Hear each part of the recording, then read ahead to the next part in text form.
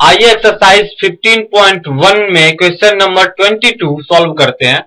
इस क्वेश्चन में दिया हुआ है कि एग्जाम्पल 13 को देखिए और निम्नलिखित टेबल को पूरा कीजिए। एग्जाम्पल 13 में दिया हुआ है कि एक ग्रे डाइस और एक ब्लू डाइस को एक साथ फेंका जाता है। सभी संभावित परिणामों को लिखिए। इसकी क्या प्रायिकता है कि दोनों पासों की संख्याओं का योग 2 हो, 3, 4, 5, 6। यानी इस क्वेश्चन में हमें जो टेबल में ब्लैंक्स जगह है वहां हमें फिल करना है। क्वेश्चन में दिया हुआ है कि दो डाइस को एक साथ फेंका गया, एक ग्रे डाइस, एक ब्लू डाइस। जब दोनों डाइस में नंबर्स का सम 2 आया था तो उनकी प्रोबेबिलिटी 1/36 दी हुई है। जब दोनों डाइस में नंबर 3 आएगा तो उसकी प्रोबेबिलिटी निकालनी है। जब दोनों डाइस में नंबर का सम 4 होगा तो उसकी प्रोबेबिलिटी लिखनी है। इसी तरह 5 की लिखनी है, इसी तरह 6 की। यानी कि हमें इस टेबल को फिल करना है। और सेकेंड पार्ट में एक स्टूडेंट यह तर्क देता है कि यहाँ पे टोटल 11 रिजल्ट्स 2, 3, 4, 5, 6, 7, 8, 9, 10, 11 और 12 है। अतः प्रत्येक की प्रोबेबिलिटी 1/11 है। क्या आप इस आर्ग्यू से सहमत हैं? आइए इस क्वेश्चन का सॉल्यूशन करते हैं। इस क्वेश्चन में हमें इन ब्लैंक्स जगहों को भरना है। क्वेश्चन में दिया हुआ है कि दो डाइस एक साथ फेंके गए हैं, एक ग्रे डाइस है, एक ब्लू डाइस है। दोनों डाइस में जो नंबर्स आए हैं उनका सम 3 हो, इसकी क्या प्रोबेबिलिटी है? 4 हो, इसकी क्या प्रोबेबिलिटी है? 5 हो। इसी तरह हमें इस टेबल को फिलअप करना है। It is observe that dice को फेंकने के बाद यह देखा गया कि to get sum as 3 possible outcomes are equal to, जब दोनों डाइस में आए हुए नंबर्स का सम 3 होगा तो आउटकम्स, जो पॉसिबल आउटकम्स आए होंगे 2, 1 और 1, 2। हम जानते कि डाइस में 1 to 6 नंबर होते हैं। तो डाइस को फेंका गया तो दोनों डाइस में आए हुए नंबर्स का सम 3 दो ही केस में होगा। अगर फर्स्ट डाइस में 2 आए, सेकेंड में 1, या फिर फर्स्ट में 1 आए, सेकेंड में 2। ये दो केस है जिनसे डाइस में आए हुए नंबर्स का सम 3 होगा। इसी तरह to get sum as 4 possible outcomes, 4 आने के लिए 1 3 आना चाहिए, 3 1 आना चाहिए, या फिर 2 2 भी आ सकता है। इसी तरह to get sum as 5 possible outcomes is equal to, 5 आने में पॉसिबल आउटकम्स होंगे 1 4, 4 1, 2 3, 3 2। To get sum as 6 possible outcomes is equal to 1 5, 2 4, 3 3, 5 1, 4 2। To get sum as 7 possible outcomes is equal to, 7 आने के लिए 1 6, 6 1, 2 5, 5 2, 3 4, 4 3। इसी तरह 8 आने के लिए to get sum as 8 possible outcomes, 8 आने के लिए दोनों डाइस में जो नंबर आने चाहिए वो हैं 2 6, 6 2, 3 5, 5 3, 4 4। To get sum as 9 possible outcomes is equal to, 9 आने के लिए जो दोनों डाइस में नंबर्स आने चाहिए वो है 3 6, 6 3, 4 5, 5 4। To get sum as 10 possible outcomes, दोनों डाइस के नंबर्स का सम 10 तब होगा जब डाइस में 4 6, 6 4, 5 5 नंबर्स आने चाहिए।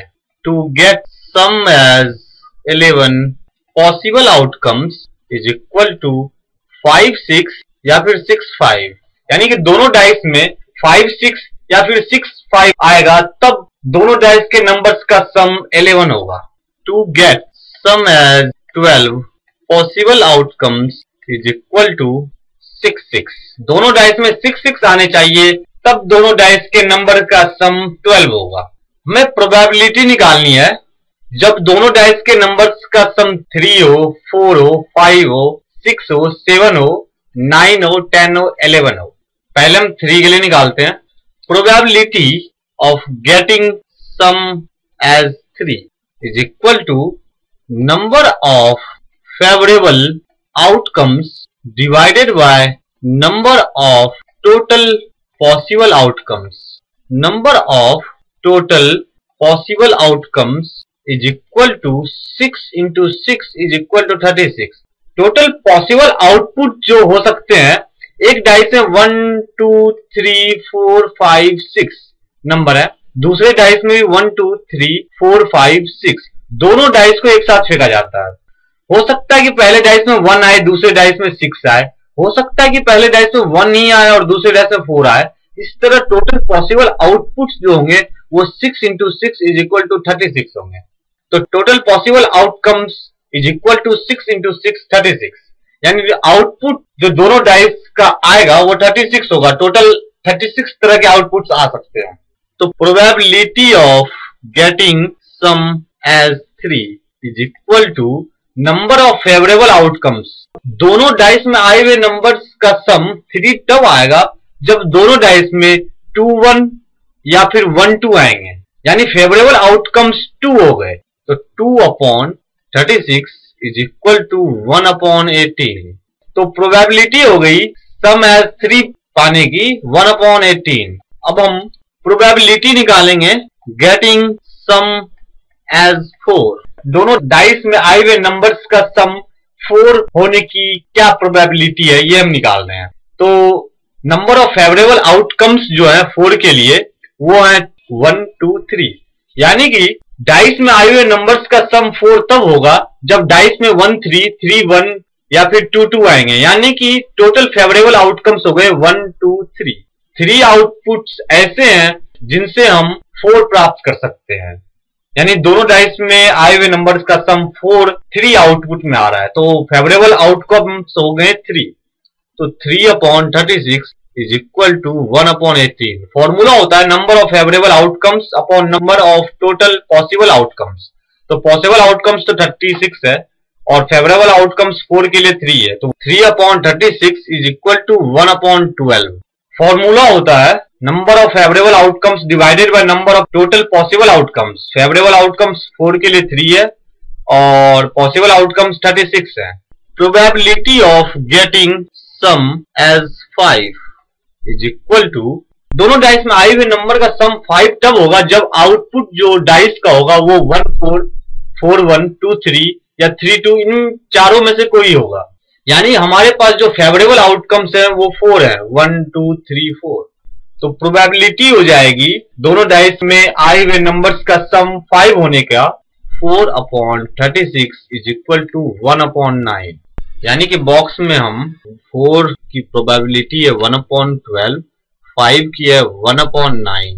Probability of getting sum as 6 is equal to number of favourable outcomes. 6 के लिए जो फेवरेबल आउटकम्स है वो है 1 2 3 4 5, तो हो जाएगा 5/36। तो 6 के लिए जो दोनों डाइस के नंबर्स का सम 6 होने की प्रोबेबिलिटी है 5/36।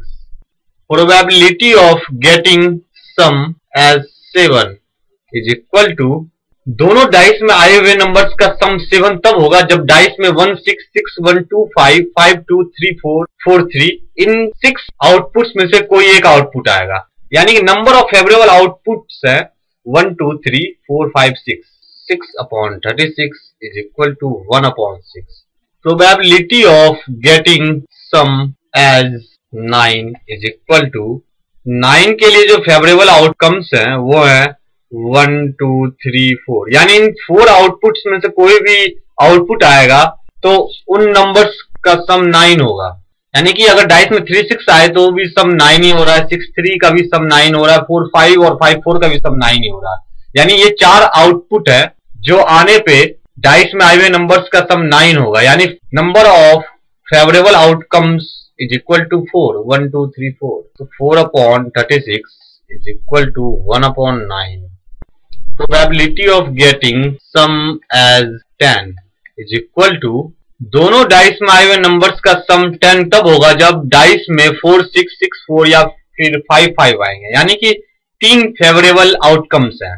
तो प्रोबेबिलिटी हो जाएगी favourable outcomes upon total possible outcomes जो कि 36 है is equal to 1/12।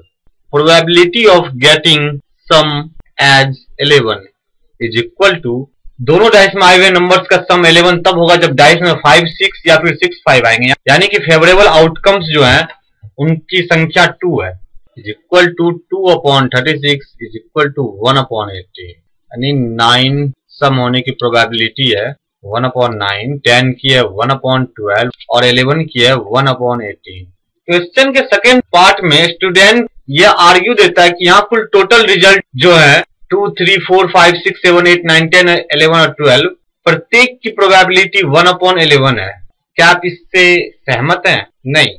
No, probability of each of these sums are not 1/11 because these sums are not equally likely.